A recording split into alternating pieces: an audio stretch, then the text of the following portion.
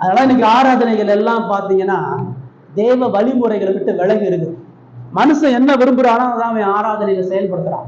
15 பாட்டை வைக்கிறான், பல இசை கருவிகளை அவன் பயன்படுத்துறான், தனி மனித சாட்சியை சொல்றான், இந்த ஊழியன்றான் அந்த ஊழியன்றான், முழுகிறவு ஜெபன்றான், காத்திருப்பு கூட்டம்ன்றான், அக்கினி அபிஷேக ஆராதனைன்றான், புதிய ஆராதனைன்றான். இதெல்லாம் கடவுள் கேட்கிறாரா?